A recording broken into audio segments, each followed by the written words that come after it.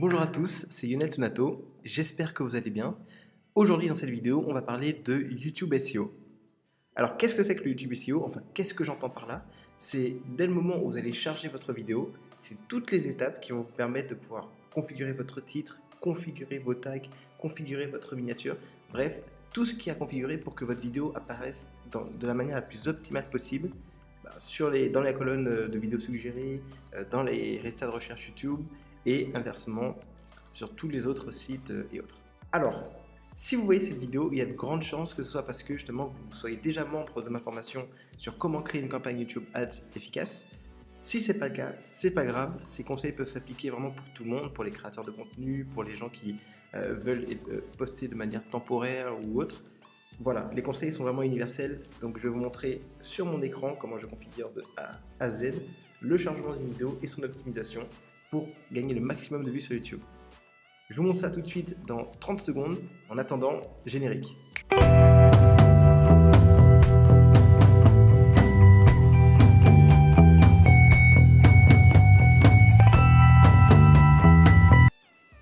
Ok, c'est parti. Donc on est sur l'interface YouTube et on va cliquer sur la petite caméra, créer une vidéo ou une playlist et ensuite mettre en ligne une vidéo. Donc la page va se charger et il suffira ensuite de cliquer sur sélectionner les fichiers à importer.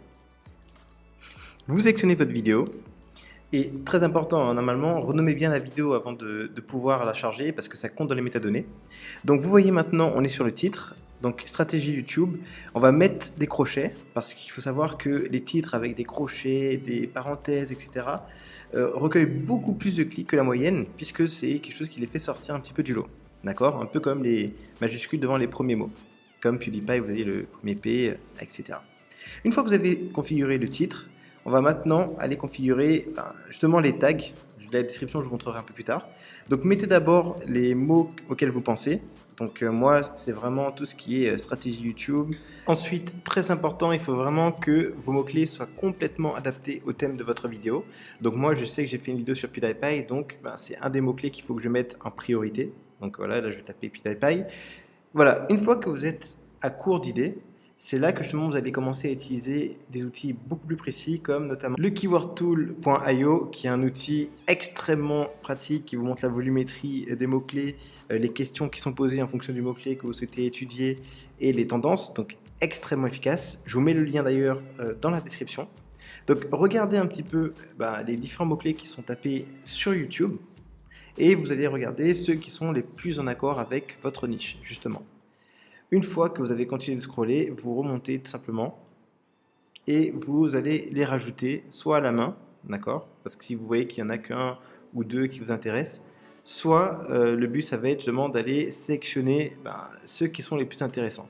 N'hésitez pas non plus à tester de nouvelles fonctionnalités de mots-clés, donc de nouvelles combinaisons, parce que ces nouvelles combinaisons peuvent avoir finalement plus de volume que les combinaisons auxquelles vous auriez pensé à la base. Par exemple, là, je vais chercher justement tout ce qui est en rapport avec stratégie YouTube. On voit qu'il n'y a pas énormément de volume. Donc peut-être que si je tape YouTube Marketing, je vais avoir un peu plus de chance. Voilà, on voit que pour YouTube Marketing, finalement, on a 250 requêtes par mois. C'est pas la folie, mais c'est déjà beaucoup mieux que tout ce qui est YouTube Stratégie. Donc je vais aller modifier mon mot-clé directement dans mon titre. Donc vous voyez, c'est très important aussi de vous dire que votre titre est influencé par la recherche du mot-clé puisque c'est toujours du YouTube SEO. Plus le mot est recherché, plus il y a d'intérêt à ce que vous le mettiez dans votre titre dans les premières positions. Et donc on retourne finalement sur keywordtool.io et je vais maintenant sélectionner les autres mots-clés qui m'intéressent. Donc comme je vous l'ai dit, le plus important c'est vraiment de prendre des mots-clés complètement en rapport avec votre vidéo pour être sûr déjà qu'elle soit visionnée longtemps et en plus aussi pour être sûr que les gens cliquent simplement lorsqu'ils vont effectuer certaines recherches. Donc bref, une fois que vous avez fini de sélectionner tous vos mots-clés, je ne vais pas le faire infiniment, vous cliquez sur Copy Export, puis Copy to Clipboard et ça va directement copier dans votre presse-papier tous les mots-clés que vous avez sélectionnés. Donc soit vous les collez directement ici, soit vous pouvez décider de les coller dans un fichier Excel ou un Google Sheet ou Google Doc, bref, comme vous voulez. Vous allez devoir maintenant remplir la description. Donc je vous ai passé bien sûr toute l'étape où je continuais de tout rechercher. Alors dans le descriptif, essayez de redonner un résumé d'à peu près 300 mots de ce dont vous avez parlé dans la vidéo. Et essayez vraiment de placer des mots-clés similaires à votre mot-clé principal pour que Google reconnaisse bien justement le champ lexical de la problématique que vous tentez de résoudre dans votre chaîne YouTube. Une fois que c'est fait, ce que je vous conseille, c'est de mettre en dessous tous les liens vers vos réseaux sociaux, que ce soit Facebook, Twitter, Snapchat, etc. et votre site internet. Regardez tout ce qui est miniature. Donc moi, j'ai pas forcément une miniature personnalisée, mais c'est conseillé d'en faire. Vous en créez une. Le format maximum, c'est 2 mégas. Et du coup, il faut essayer de la renommer pour, encore une fois, des soucis de référencement naturel, puisque ça rentre dans les métadonnées. Ce que je vous conseille aussi, c'est d'aller sur la chaîne d'un grand youtubeur qui a abordé justement le même thème de vidéo que vous, et vous regardez justement quels sont les tags sur lesquels il s'est positionné. Moi par exemple, j'allais regarder une vidéo sur les youtubeurs millionnaires qui avait fait justement le youtubeur Poisson Fécond, et avec un outil que j'utilise qui s'appelle VidHQ Vision, je vais regarder sur quel tag il s'est positionné. Et donc comme ça, je vais pouvoir voir sur quel tag quel tag je vais pouvoir rajouter pour que je puisse être diffusé en vidéo suggérée de la sienne. Vous voyez ce que je veux dire? Plus vous allez mettre des tags similaires à la vidéo qui vous intéresse, plus on va vous mettre en suggestion dans la colonne de droite. Donc, soit vous décidez de copier tous les mots-clés, soit vous les repérez, tout simplement, s'il y en a juste un ou deux qui vous intéressent, et je vais vous montrer après comment faire pour les placer. Donc on retourne sur notre page maintenant, notre page YouTube, et on va revenir au niveau des tags, et on va simplement regarder le mot-clé qui nous intéressait, donc c'était question youtubesque, donc on le saisit tout simplement. Et vous pouvez aussi rajouter le nom du youtubeur pour être sûr d'être diffusé dans la colonne de droite, donc c'est-à-dire la rubrique suggestion de vidéo. En général, je rajoute aussi le nom des musiques que j'utilise dans ma vidéo, même si c'est des musiques qui sont libres de droit et qu'on peut utiliser sans forcément mentionner l'auteur. Je préfère au cas où quand même le faire pour être sûr que justement je respecte bien toutes les conditions légales. Si vous voulez trouver d'ailleurs des musiques libres de droit, vous allez dans votre chaîne, comme je viens de le faire tout de suite, et vous allez ensuite descendre jusqu'à cliquer sur créer. Donc, vous allez arriver sur la bibliothèque audio. Moi, je sais que la musique que j'utilisais, c'était Marlboro Light, mais par contre, je ne me rappelle pas du tout qui est-ce qui l'a composé. Donc, j'ai juste à retourner dans ma bibliothèque audio, taper le nom de la chanson, et je reprends simplement le nom de l'auteur que je vais aller ensuite coller directement sur ma page YouTube. Enfin, sur ma page, sur la page de configuration de la vidéo. Si vous faites de la vidéo YouTube pour votre marketing digital, n'oubliez jamais le but principal, enfin pourquoi est-ce que vous avez vraiment décidé de vous lancer sur YouTube? Est-ce que c'est pour faire la promotion de votre site? Est-ce que c'est pour faire la promotion de vos produits? Est-ce que c'est parce que vous voulez vous lancer en affiliation? Bref, peu importe votre objectif, n'hésitez pas à le mettre dans la description. Moi par exemple, je vends des formations, donc notamment une formation sur AdWords et bientôt la formation YouTube que vous êtes normalement en train de suivre en ce moment.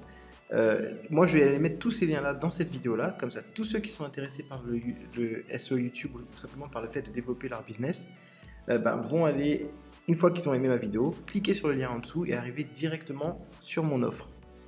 Voilà ma proposition de valeur, donc n'hésitez pas vraiment à mettre dans vos liens et dans votre description votre proposition de valeur, vos produits, vos services. Donc pour résumer, ce qui s'est passé, c'est qu'on a donc configuré notre titre avec le mot-clé en premier. Donc ça, encore une fois, tout est discutable. Moi, je trouve que c'est ce qui marche le mieux. Le mot-clé en premier dans le titre. Ensuite, on a bien essayé de mettre différents termes importants dans notre description. On a optimisé les mots-clés. Et comme je vous l'ai dit, normalement, en fonction des mots-clés que j'ai mis, étant donné que j'avais identifié une vidéo, celle notamment de Poisson Fécond, qui avait 430 000 vues et qui parlait justement des youtubeurs à plus d'1 million, je me suis dit que sur celle-là, ce serait très intéressant de me positionner sur les mêmes mots-clés. Et vous allez voir que justement, dans l'outil que j'utilise, qui est VidHQ, dont je vous ai parlé tout à l'heure, on remarque que c'est cette vidéo-là qu'ils ont réussi à identifier et sur laquelle ils vont me diffuser en général. Donc, une fois que j'aurai plus de vues, peut-être que là, j'aurai beaucoup de chance de pouvoir être à côté et je bénéficierai un petit peu de la viralité de cette vidéo. Autre chose intéressante, c'est sur ce logiciel, justement VidHQ, que je vais vous mettre justement en lien dans la description, vous avez différentes recommandations. Donc ils vont me dire de rajouter une fiche, de rajouter des écrans de fin, de partager sur Twitter, etc. Tout ça n'est pas forcément obligatoire, mais disons que c'est indiqué si on veut être sûr que la vidéo se positionne bien sur les moteurs de recherche YouTube. Donc c'est ce que je vais faire plus tard. Ça sera l'objet d'une autre vidéo. Je vais vous montrer comment pouvoir configurer des fiches, comment pouvoir configurer des écrans de fin, parce que je ne veux vraiment pas survoler la question, c'est vraiment très très important. Donc si vous avez aimé cette vidéo, je vous invite à vous abonner. Je me représente encore une fois, je m'appelle Lionel Tonato et je suis consultant et formateur en marketing digital spécialisé sur YouTube et AdWords. Donc tous les liens sont dans la description. Abonnez-vous, encore une fois, je publie une vidéo toutes les semaines. Et si vous n'êtes pas encore inscrit à ma formation, pareil, tout est dans les liens. Allez, à très bientôt.